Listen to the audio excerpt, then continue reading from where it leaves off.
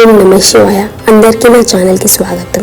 మన హృదయాన్ని దేవునితో కలుపుకొని ఆధ్యాత్మిక సానుకూలతను కలిసి పంచుకుందాం.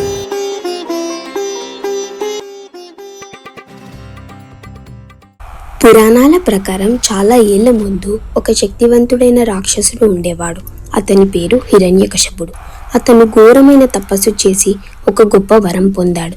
అది ఏమిటంటే అతని ఏ మనిషి లేదా జంతువు ఉదయం లేదా రాత్రి, ఇంట్లో లేదా బయట, భూమి మీద లేదా ఆకాశంలో లేదా ఏ ఆయుధంతో చంపరాదు అని వరం పొందుతాడు. ముల్లోకాలలో అందరూ తనని పూజించాలని ఆజ్ఞ చేసేవాడు.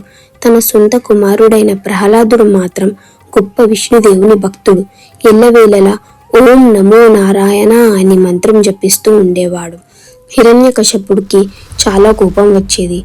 దానితో ప్రహ్లాదుని చంపేద్దామని అనుకుంటాడు. ఎన్నో ప్రయత్నాలు చేస్తాడు. అయితే ఒకనాడు ఈ ప్రయత్నాలు అన్ని విఫలమవుతున్నాయని గ్రహించి సోదరి హోలికాని పిలుస్తాడు. హోలికా దగ్గర ఒక వస్త్రం ఉండేది. ఆ వస్త్రం తనతో ఉన్నప్పుడు తను మంటల నుండి తప్పించుకునే వరం ఉంటుంది. తన శరీరం కాలకుండా ఉంటుంది. అయితే ఒకరోజు ప్రహ్లాదుని తన ఒడిలో కూర్చోబెట్టి వస్త్రం కప్పుకుంటుంది. వాళ్ళ చుట్టూ కట్టెలను పేర్చి మంటను పెడతారు. ప్రహ్లాదుడు ఓం నమో నారాయణ అని జపిస్తూ ఉంటాడు. ఇప్పుడు ఆ వస్త్రం గాలికి కొట్టుకుపోతుంది. మహాభక్తుడైన ప్రహ్లాదుడు జీవంగా ఉంటాడు. కానీ హోలిక ఆ మంటల్లో కాలి తన జీవం వదిలేస్తుంది. అప్పటి నుండి ప్రతి సంవత్సరం ప్రజలందరూ ఒక హోలికా ప్రతిబింబాన్ని తయారు చేసి అక్కడ ఇంట్లో ఉన్న పాత వస్తువులను, సామాన్లను అమర్చి హోలికా దహనం చేస్తారు. తర్వాత రోజు అందరూ రంగులు చల్లుకొని హోలీ పండుగను జరుపుకుంటారు.